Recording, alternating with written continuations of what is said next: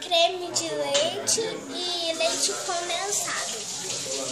E você também vai precisar de 2 saquinhos de tom. Então vamos começar. Primeiro você vai despejar o leite condensado numa tigela desse tamanho.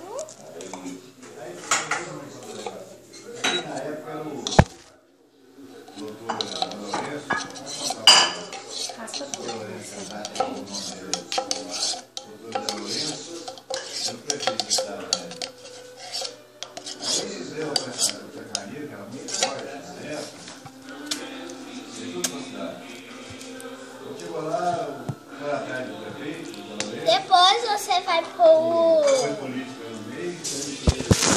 creme de leite.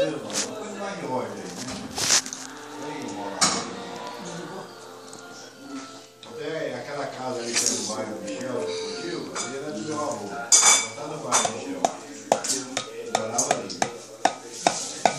E ele não podia ir com a roça, Mas não podia trabalhar com ela, não. Agora você vai misturar. A mamãe contava, quando ele estava construindo o campo esportivo, foi naquela ocasião. Aí ele ia lá, viu o povo trabalhar, olhava, estava de frente, né? A vida dele foi essa. Até acabado. E o papai foi testemunha dele. Não pode. Meu pai eu já sabia. E vai despejar 2 saquinhos.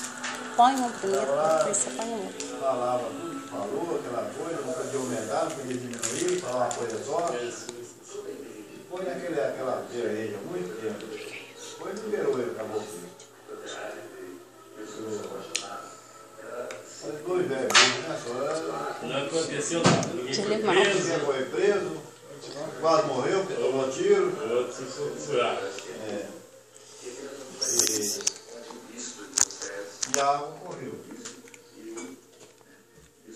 Mas o Luiz era complicado demais. Hoje a lei ajuda muito esse negócio de água, estrada, essas coisas.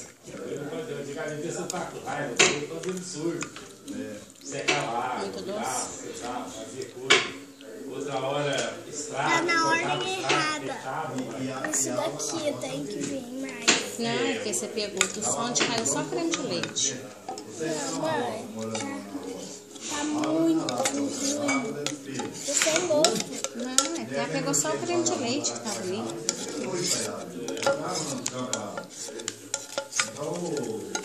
Já tá endurecendo.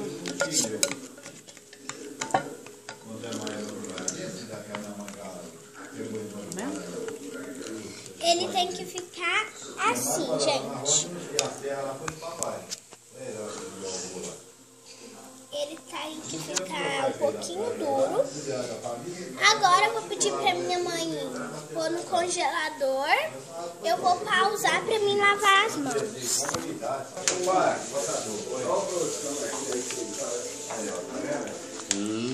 Filho? Aí ainda não tá pronto.